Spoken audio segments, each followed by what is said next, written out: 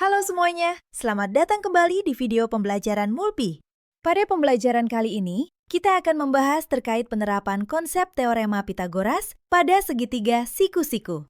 Tapi sebelum itu, kita perlu tahu apa itu segitiga siku-siku serta hubungan antara sisi dan sudutnya. Simak video berikut ini. Nah, sebelum ke materi inti, karena kita akan membahas terkait hubungan antara sisi-sisi pada segitiga siku-siku, pertama, kita harus tahu hubungan sisi dan sudut segitiga siku-siku. Nah, tetapi sebelum itu, kita kembali ingat, apa sih itu segitiga siku-siku? Nah, segitiga siku-siku merupakan salah satu jenis segitiga yang diklasifikasikan berdasarkan besar sudut, di mana salah satu sudutnya membentuk sudut 90 derajat, yang dibentuk oleh dua sisi yang saling tegak lurus. Nah, berikut merupakan hubungan antara sisi dan sudut pada segitiga siku-siku. Nah, yang pertama dari ciri-ciri pelabelan atau penamaan dari sisi dan sudut segitiga siku-siku. Yang pertama dari penamaan dari titiknya. Titik sudutnya yaitu menggunakan huruf kapital atau huruf besar seperti A, B, C sampai dengan Z. Nah, untuk hurufnya itu menggunakan huruf besar, huruf kapital.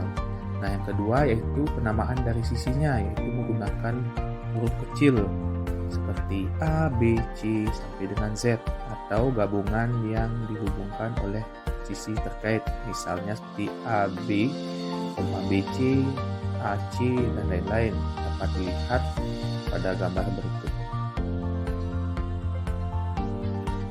Nah, kita beranjak ke gambar bagian kiri sebelumnya. Nah, setiap sisi dinamai menggunakan huruf kecil yang sama dengan huruf besar pada titik sudut yang berada di hadapannya. Nah, misal, pada sisi di hadapan titik sudut A dilabeli dengan A kecil atau dinamai dengan A kecil.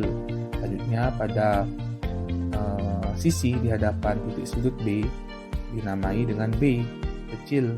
Selanjutnya, pada sisi di hadapan titik sudut C dilabeli dengan atau dinamai dengan C kecil.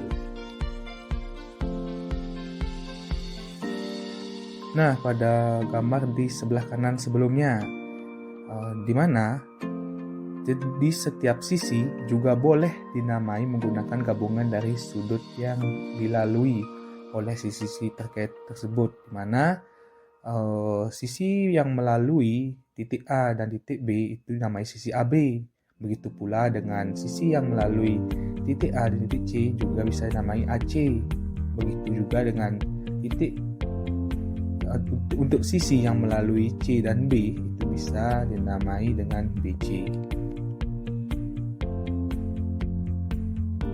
Nah, yang terakhir hubungan antara sisi dan sudut. Nah, terkait dengan panjang sisinya, jika sudut semakin besar maka sisi di depan sudut tersebut maka semakin panjang. Jika sudut semakin kecil maka sisi di depan sudut tersebut semakin pendek. Nah, terlihat pada segitiga siku-siku, sisi miring yang dimana sisi miring tersebut berada di hadapan sudut siku-siku itu merupakan sisi terpanjangnya. Sekian, kita lanjut ke pembelajaran berikutnya.